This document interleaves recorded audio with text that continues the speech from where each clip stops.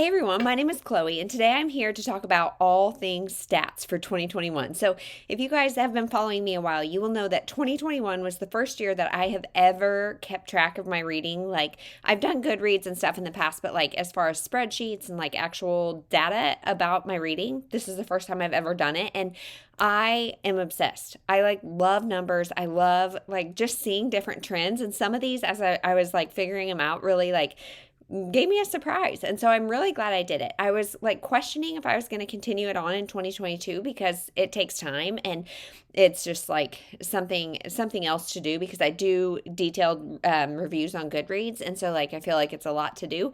But making this video has made me think it is worth it because all of these stats are like gold. So let's just get into it. So I just for the record, I don't use I use a very modified stat thing. So I don't have one necessarily to recommend because I know there's quite a few people that have different spreadsheets and things out there, and I know there's so many great ones.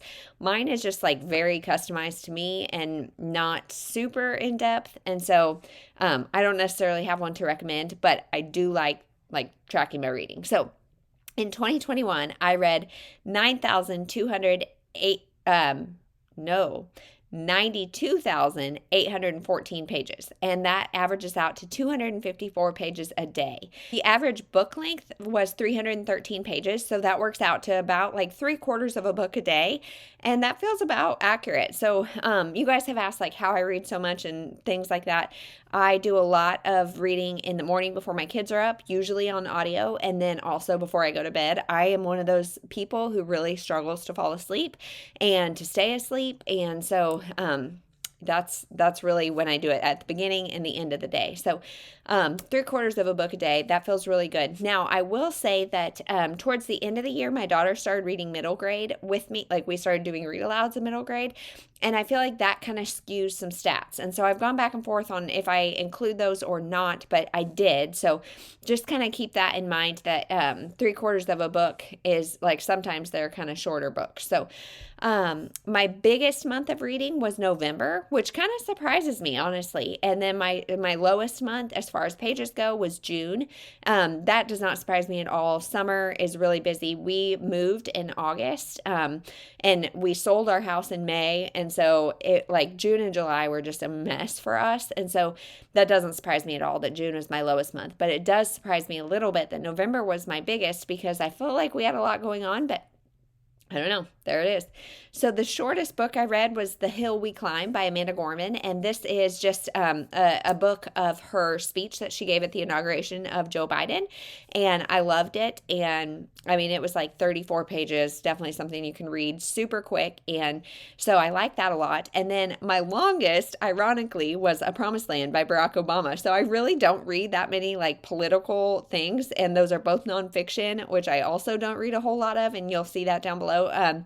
But my longest and shortest were both political nonfiction. So strange.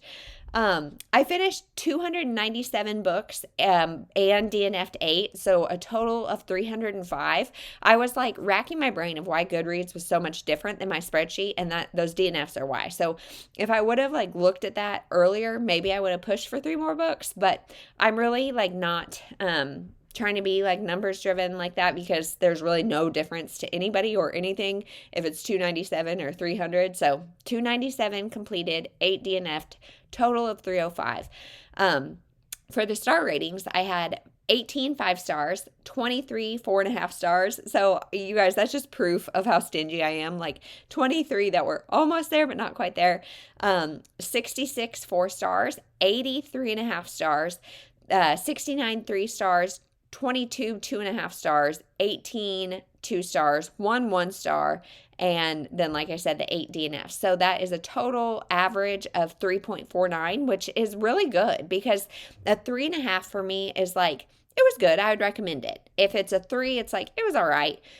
So this 3.5 is better than all right. It's not the best thing I've ever read, but it's pretty good. And I feel like that is a good reflection of kind of how I feel my reading year went. It was all pretty good. Not a lot of super great, not a lot of super terrible. So I feel good about it. Um, so as you guys know, I had the goal of reading off my bookshelf this year and reducing my physical TBR by 100. And if you didn't see my goals update, I did not make that goal. I got close, but then November and December were a little too holly for me. So didn't quite make it. But I did read 201 from my bookshelf and 104 from somewhere else. So I read about 2/3 off my bookshelf. And that stat is skewed because I did not put any of the middle grade that we read as, like, I didn't mark it as on my bookshelf because I didn't want that to count towards my reducing my physical TBR, because that bookshelf is in another room and I'm not like actively trying to read them because I am trying to kind of save them for when the girls are ready to read them.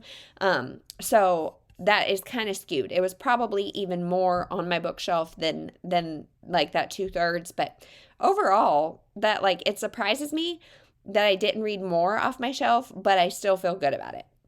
As far as the author gender, this one cracked me up. I read 275 female authors, 26 male authors, and 4 by multiple authors. So, I mean, I am okay with that because I tend to really, like, you guys know some of my favorite genres are women's fiction and thrillers and things like that. Thrillers, you get a good mix, but women's fiction is best written by women, in my opinion. So 275 female authors. There it is. I read 229 adult books, 11 new adult books, 35 young adult, and then the 30 middle grade that we read in the last few months of the year. I read 258 novels, 28 middle grade, or 28 like graphic novels. That's what I'm calling all of the middle grades, is for the most part is graphic novels. The ones I'm reading with my daughter I am, because they almost always have pictures on the majority of pages. They're not graphic novels, but they are, I mean, I don't know what else to call them. If we call them novellas, that's not really true. So I'm calling them graphic novels. 14 novellas, 2 poetry books, 2 tomes, and 1 short story. Then as far as like where I get my books, so most of the books that I have physically, if I can get them on ebook or audiobook, I will, just because that speeds up the time in which I can read them a lot quicker. So I am a big proponent of using your library for digital copies of things you may own physically or things that you want to get elsewhere. So I read 129 from Libby, 45 from Hoopla, 31 from NetGalley, and that's something I didn't talk about in my goals video. I'm going to try to really almost not do NetGalley this year, just because I feel like you can get so much from your library and I just don't feel the need, I guess. So 31 from NetGalley, 25 physically off my shelf, 19 physically from the library, 15 from Libro FM. And if you guys are not aware of Libro FM, they are like the Audible, but a little better, because they give some of the proceeds to different bookstores. My goodness. So I always have my affiliate link down below. If you sign up for Libro FM, I think you get a free month and I maybe get a free month or something. I don't know, but I really like Libro FM and want to use them more. I read 14 from Kindle Unlimited, which shows me that I either need to up my game on that or just like let it go. However, my grandmother and mother and I all share a Kindle Unlimited account, so I feel good because the cost is split 3 ways, and I just think that I still should probably use that more than I do.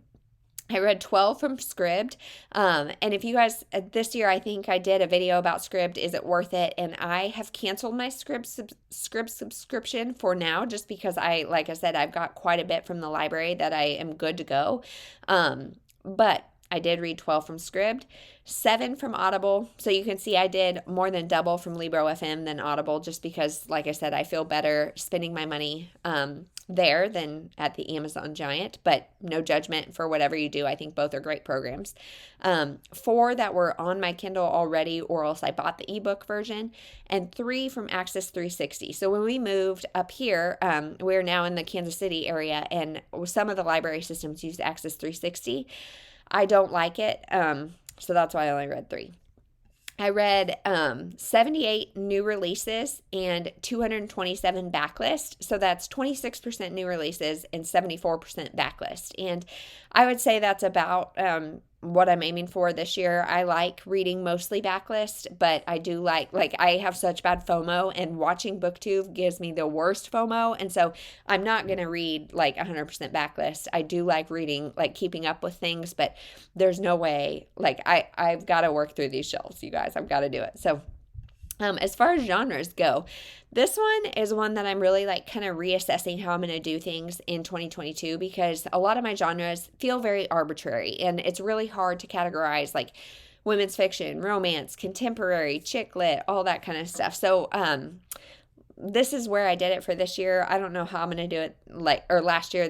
I don't know how I'm going to do it this upcoming year, but I read 94 romance, 61 contemporary, 47 thrillers, 41 women's fiction, 22 nonfiction. So out of 305, I read 22 nonfiction, and that's why I think it's funny that my shortest and longest are both nonfiction. But 15 historical, 6 Christian fiction. And again, that one is really hard. Like, I don't know. I mean, what's a Christian fiction? If they are a Christian author, if they have scripture in it, like how, if it's clean, quote unquote clean. I don't know. How do you, I don't know. So I'm sure that one is not 100% accurate. 6 magical realism, 5 sci-fi and fantasy, which, you guys, my husband is like a sci-fi nerd. And so when I was telling him I was going to go do this video, he was like, sci-fi and fantasy are not the same thing. They're not. I understand that. But for the sake of this, I did 5 books and I didn't know how to write them. So sci-fi fantasy it is. 3 cozies, 2 poetries, 2 dystopian, and 1 classic. So, and again, classic I think is up for interpretation, but that's just kind of where it fell this year. And I'm not really trying to change any of that. If I get to a point where my physical shelf, I currently have 2 bookshelves that are full of unread books. If I can get it down to 1, then I'll feel really good about that, because I never want to, I am not trying to do a read to zero, because I find a lot of comfort in having books on my shelf, especially as COVID ramps back up, if libraries shut down again, I find a lot of comfort in that. But if I can get it down to 1 bookshelf, I would like to read more thrillers. I don't own a ton of thrillers, because once you kind of know the twists, I'm not likely to reread it. And I don't really lend out books that much. So there's really not a whole lot of point in owning thrillers unless they're my favorites. And so if I can read off my shelf more, then I'll start allowing myself to pepper in more thrillers. I don't know how my brain works. I hope it makes some sort of sense, but I don't know. Then kind of trickling back around to how I read so much. I read 171 audiobooks. So that is 56% of my reading was audiobooks. And when I work out in the morning, I'm almost always listening to an audiobook. If I have time throughout the day, when I'm cooking dinner or something, if the kids are otherwise occupied either with something or Jeremy's got them or something, I will put in an earphone and listen to an audiobook. Before I go to bed, I will listen to an audiobook, especially if I don't want the lights on. So audiobooks are how I read so much. The other thing is ebooks. So I read 91 ebooks, which is another 30%. So I can't remember, about half of those were e-arcs, again, from NetGalley, from publishers, different things like that. And the other half was just ones I've gotten from the library or whatever. But I really enjoy ebooks as well, because that is a very versatile option. I can do it on the go. I can have Alexa read to me if I need to, and then I can read with my eyes. I can go back and forth. So I do really like that. Then I read the other 14% were physical books. So 14% of my reading is all that I did physically. So I just kind of want to say that, just to normalize that, a lot of booktubers that you see are reading these huge numbers, and you're like, gosh, I just don't have time for that. I'm kind of a slow reader.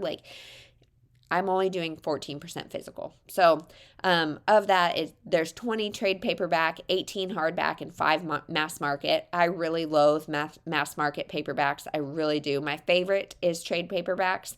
But if I get them from the library, or book of the month, I did this last year. So there's a lot of hardbacks kind of in there too. But that is it. That is all of my stats for 2021. And I just think it's so interesting. If you don't care about numbers, I hope you didn't watch this video, because it's all just a bunch. I don't really have any huge takeaways of things I want to change for the year.